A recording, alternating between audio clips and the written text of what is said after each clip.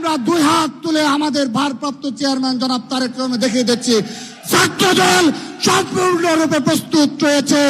যেদিন জনাব তারেক রহমান নির্দেশ দিবেন, সেদিন টেকনাফ থেকে তেতুলিয়া, রূপসা থেকে পাতুরিয়া ছাত্র দলের লক্ষ লক্ষ নেতাকর্মী রাজপথে বীর সৈনিকের ভূমিকা পালন করবে ইনশাআল্লাহ। ঢাকা বিশ্ববিদ্যালয় সহ বাংলাদেশের কোন শিক্ষা প্রতিষ্ঠানে ছাত্রদল দ্বারা কোনো অনাকাঙ্ক্ষিত ঘটনা হয়নি। শুধুমাত্র তাই নয়, ছাত্রদল সিট বাণিজ্য সহ গেস্টরুম কালচার সহ ছাত্রলীগের সকল কালচারকে বিলুপ্ত করেছে বাংলাদেশ জাতীয় ছাত্রদল।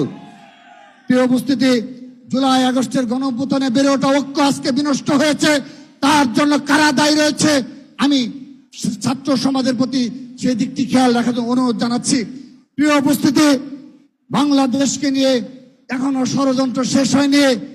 আমার ছাত্র দলের প্রাণপ্রিয় ভাইরা, বাংলাদেশকে নিয়ে আজও ষড়যন্ত্র শেষ হয়নি। এখন একটি নির্দিষ্ট গোষ্ঠী বাংলাদেশের স্বাধীনতা, সার্বভৌমত্ব এবং বাংলাদেশের স্থিতিশীলতা নিয়ে ষড়যন্ত্র করে যাচ্ছে। আজকের এই সমাবেশ থেকে আমি তাদেরকে হুঁশিয়ারি উচ্চারণ করে দিচ্ছি, যদি সাহস থাকে ছাত্র দলকে ফেস করার অনুরোধ জানাচ্ছি। সেই ষড়যন্ত্রকারীদের যদি বুকে সাহস থেকে তাকে এই ষড়যন্ত্র সামনে এসে করার জন্য আহ্বান জানাচ্ছি।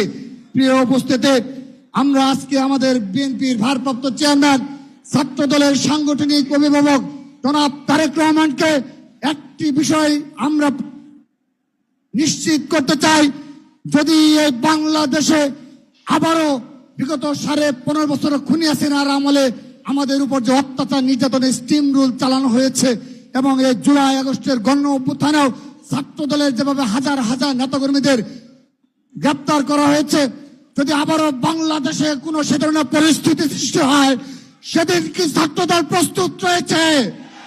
সেই ষড়যন্ত্র মোকাবেলা করার জন্য আমরা প্রস্তুত রয়েছি। আমরা দুই হাত তুলে আমাদের ভারপ্রাপ্ত চেয়ারম্যান জনাব তারেক রহমান দেখিয়ে দিচ্ছি ছাত্রদল সম্পূর্ণরূপে প্রস্তুত রয়েছে। যেদিন জনাব তারেক রহমান নির্দেশ দিবেন, সেদিন টেকনাফ থেকে তেতুলিয়া, রূপসা থেকে পাতুরিয়া ছাত্র দলের লক্ষ লক্ষ নেতাকর্মী রাজপথে বীর সৈনিকের ভূমিকা পালন করবে ইনশাআল্লাহ।